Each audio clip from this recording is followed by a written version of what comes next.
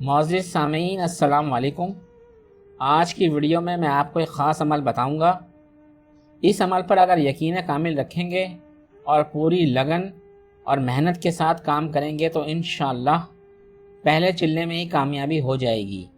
سب سے پہلے ایک ایسی جگہ کا انتخاب کریں جو کہ ہوادار ہو۔ چھت اس عمل کے لیے بالکل مناسب نہیں، اس لیے چھت پر یہ عمل ہرگز نہ کریں۔ ہاں، کسی باغ یا کسی وادی یا پھر کم از کم کسی مکان کا ایک ایسا حصہ جو نچلی منزل پر ہونا لازم ہے اور وہ حصہ ہوادار بھی ہو۔ سب سے پہلے چند چیزیں جمع کر لیں جو کہ عمل کے لیے لازم ہیں۔ ایک بغیر سلا ہوا کپڑا جو کہ سفید رنگ کا ہو، چند خوشبودار عطر لے لیں، ایک مٹی کا چھوٹا سا برتن لے لیں جو بالکل ٹھیک حالت میں ہو، کہیں سے ٹوٹا ہوا ہرگز نہ ہو۔ اب اس برتن کو نمک سے بھر دیں۔ برتن کسی بھی سائز کا ہو سکتا ہے، بس زیادہ بڑا نہیں ہونا چاہیے۔ اس کے بعد آپ نے عمل شروع کرنا ہے۔ سب سے پہلے عمل کی چند شرائط سن لیں۔ نمبر 1، اس عمل میں جمالی پرہیز لازم ہے۔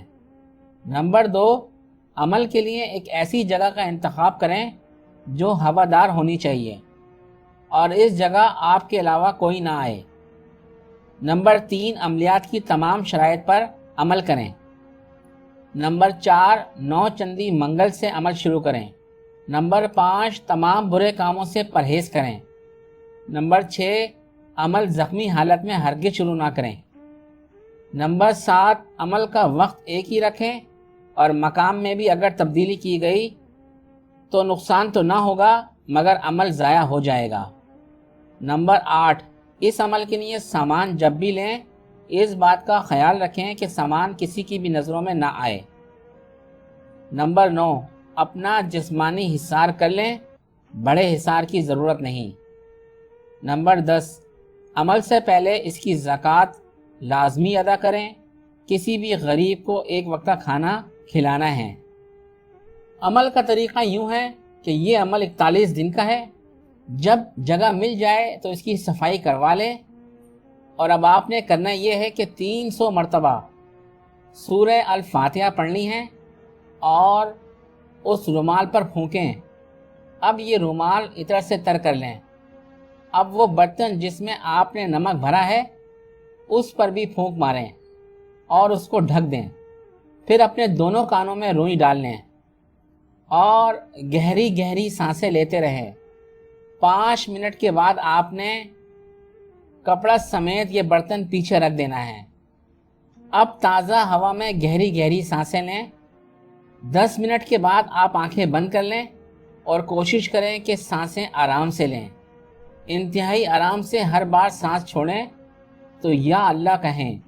بس 25 منٹ تک ایسا کریں، پھر درود شریف پڑھ کر عمل ختم کر دیں۔ دوستوں، بس چند دنوں کے بعد ہی آپ کو اپنے دل و دماغ میں ایک خوبصورت تبدیلی نظر آئے گی۔ آہستہ آہستہ آپ کو آنکھیں بند کرتے ہی مختلف رنگ نظر آئیں گے اور پھر یہ رنگ تصویری شکل اختیار کرنا شروع کر دیں گے اور آخرکار آخری دن آپ کی باطنی آنکھ کھل جائے گی۔ پہلے چلے میں اگر کامیابی نہ ہو تو پھر 3 چلے کریں۔ ہاں، اگر باطنی آنکھ ان چلوں میں سے جس دن بھی کھل جائے اس دن عمل ختم کر دیں اور اگلے ہی دن 3 کلو مٹھائی غریبوں میں تقسیم کریں۔ اور دوستوں، ٹیلی پیتھی کیا ہے؟ یہ ایک ایسا علم ہے۔ ٹیلی پیتھی روحانیت کی ایک شاخ ہے۔ اس میں مہارت حاصل کرنا تو تقریباً ناممکن ہوتا ہے، لیکن اسے اگر ایک حد تک بھی حاصل کر لیا جائے تو یقین جانیے یہ ایک کراماتی علم ہے۔ روحانی دنیا میں انسان پابندیوں سے آزاد ہو جاتا ہے۔ ٹیلی پیتھی خیالوں کی نگری پر گھومنے والے علم کو کہا جاتا ہے۔ اس علم کو حاصل کرنے والے لوگ کسی بھی انسان کے خیالات پڑھ لیتے ہیں۔ ٹیلی پیتھی جاننے والا انسان دماغ میں چھپی ہر بات کو جان سکتا ہے۔ اس میں اگر مہارت حاصل ہو جائے تو کسی بھی انسان کی آواز اور لب و لہجے سے انسان کے دماغی خیالات کو پڑھا جا سکتا ہے۔ اگر انسان ہر درجے مہارت حاصل کر لے تو ان خیالات کی روح سے انسانی جسم پر قابو بھی پا سکتا ہے، لیکن یہ وقتی ہوگا۔ یہ تو خیر بہت بات کی باتیں ہیں، پہلے اس علم کو حاصل کرنا ہی بہت مشکل ہے، لیکن دوستوں ناممکن نہیں ہے، خاص طور پر ان لوگوں کے لیے جو اللہ کی راہ میں آنا چاہتے ہیں۔ بہت سے لوگوں میں کافی محنت کے بعد تھوڑی سی صلاحیت پیدا ہو جاتی ہے، وہ کسی قریبی انسان کی آنکھوں میں جھانکتے وقت اس کے خیالات پڑھ لیتے ہیں، مگر یہ قوت بہت کم ہوتی ہے، اس لیے انہیں مسلسل آنکھوں میں جھانکنا پڑتا ہے، تب کہیں جا کر وہ انسانی خیالات کو تھوڑا بہت پڑھ لیتے ہیں۔ یہ بات ہمیشہ یاد رکھیں، یہ علم صرف اس انسان کو حاصل ہوں گے جو دل میں نیک خیالات رکھ کر اس کی مشقیں کرے گا اور دماغ کو عبادت کی طرف لے کر آئے گا۔ ٹیلی پیتھی کیسے ہوتی ہے؟ یہ انسان کی دماغی پوشیدہ قوتوں سے ہوتی ہے۔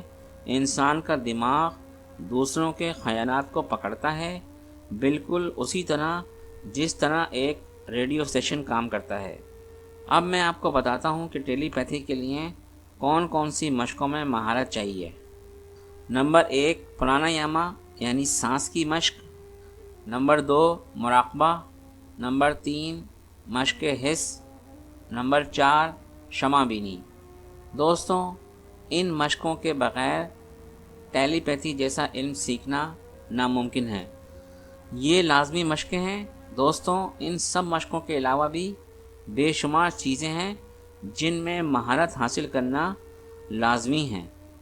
ٹیلی پیتھی کوئی عام علم نہیں جو آسانی سے مل جائے، اس کے لیے آپ کو بہت محنت کرنی ہوگی، اسے سیکھنے کے لیے قدم بہ قدم چلنا ہوگا۔ یاد رکھیں روحانیت میں اکثر ٹیلی پیتھی سیکھنے والے لوگ پاگل ہو جاتے ہیں۔ اب آپ سوچ رہے ہوں گے کہ میں یہ بات کہہ چکا ہوں کہ روحانیت میں نقصان نہیں ہوتا، تو پھر یہ کیا ہے؟ دوستوں یہ وہ نقصان نہیں جو جذبات میں آ کر ہوتا ہے۔ اکثر لوگ پراسرار علوم حاصل کرنے کی دھن میں جلد بازی سے کام لیتے ہیں اور ایسے غلط اقدام سے انہیں نقصان پہنچتا ہے۔ ٹیلی پیتھی کا تعلق دماغ سے ہے۔ اگر اس میں جلد بازی یا ترتیب سے کام نہ لیا گیا تو انسان پاگل بھی ہو سکتا ہے، اس لیے ترتیب سے سیکھیں اور کسی بھی طرح کی جلد بازی کا مظاہرہ نہ کریں۔ دوستوں ٹیلی پیتھی روحانیت کی ایک بلند و بالا عمارت کا نام ہے۔ اس پر چڑھنے کے لیے آپ کو ایک ایک قدم سیڑھیاں چڑھ کر محنت کر کے آنا ہوگا۔ اگر جلد بازی سے کام لیں گے تو اس عمارت سے گر جائیں گے، اور گرنے والے کو فائدہ نہیں نقصان ہوتا ہے۔ بس اسی بات کو ذہن میں رکھ کر کوشش کریں کہ اس علم کو ترتیب سے سیکھیں۔ دوستوں یہ بات ہمیشہ یاد رکھیں، جو بھی علم آپ حاصل کرنا چاہتے ہیں وہ نیک مقاصد کے لیے ہو، اور اس علم کا مقصد صرف علم کا حصول ہی ہو۔ اگر کوئی انسان یہ سوچ کر علم حاصل کرنے بیٹھتا ہے کہ وہ خود کو دوسروں سے برتر بنانا چاہتا ہے تو یاد رکھیں اسے روحانیت میں کبھی کامیابی نہیں ہوگی۔ دوستوں جلد کامیابی کے راز آپ کو بتا دوں کہ آپ اللہ کی راہ میں آئیں، اللہ کو زیادہ وقت دیں، یقین جانیے یہ علم آپ کو اتنی کم مدت میں حاصل ہوگا کہ آپ حیران رہ جائیں گے۔ میرا مقصد آپ کو لالچ دینا نہیں بلکہ یہ بات بتانا مقصود ہے کہ اللہ پاک کے حکم سے ہر کام ممکن ہے۔ جب انسان اللہ کی طرف آتا ہے تو اللہ اپنے بندے کی ہر مشکل کو آسان کر دیتا ہے۔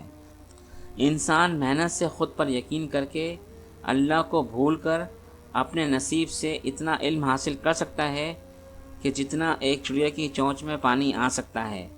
لیکن اگر یہی انسان اللہ کی طرف آتا ہے تو اللہ اسے علم کے سمندر میں سے وہ خزانے عطا فرماتا ہے کہ جو اس کا دماغ تصور بھی نہیں کر سکتا۔